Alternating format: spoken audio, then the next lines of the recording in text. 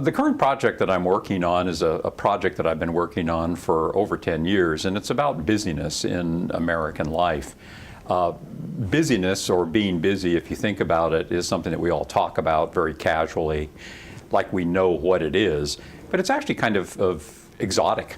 Busyness results literally when time gets chopped up into smaller and smaller fragments, and then people are shifting between those fragments.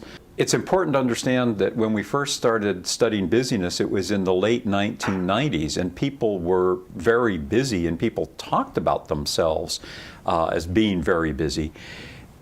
And that was an era before social media. That was an era in which only some of our families had cell phones.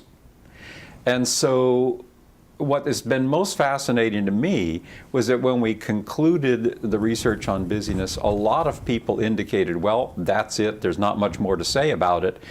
And quite to the contrary, busyness seems to have only intensified in importance in the last decade or so. What we've seen in the last 10 years is that technology itself has become much more constitutive of people's everyday activities. Nonetheless, there's the constant quest for labor-saving devices, so that if only I could be better organized, if only I could be more efficient, the kind of pressure that I feel of busyness would go away. Busyness assumes that it's good to pack more in to daily lives, which is in many ways a distinctly modern fascination. It also raises questions in that there's more and more discussion about the consequences of this. Many people shake their heads. They say, oh, I'm so busy, I'm so rushed, I'm so this, I'm so that. And yet, the pace of everyday life seems to intensify and continue, which raises questions about what are the long-term consequences of the busyness. What ethnography allows me to do is to, in effect, view the categories by which people organize their lives in the terms that are meaningful to them. And I think that's something that anthropology always does, and it's something that anthropology always contributes. But it provides a mirror for our own lives. It allows us to reflect upon our lives in a different way and to see that our lives can be different than they are.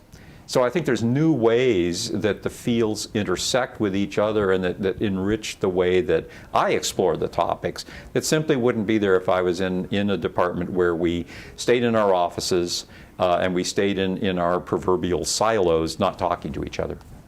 I think working with archaeologists simply allows me to think about that built environment in different ways, and ironically, I think getting at the same questions. I think the research that I'm doing now, all of the research that I've ever done, I always allow it to play out in classrooms, partially because I'm really committed to the idea that students deserve a kind of education which does not consist of professors simply reading from textbooks. And I think the goal of it is not to tell students how to think, but to help students recognize that they should be thinkers and they should be researchers and that they should be challenging what they see going on around them. I think it's anthropology and the integration of ethnography with the other research methods in anthropology that can present a view to ordinary people about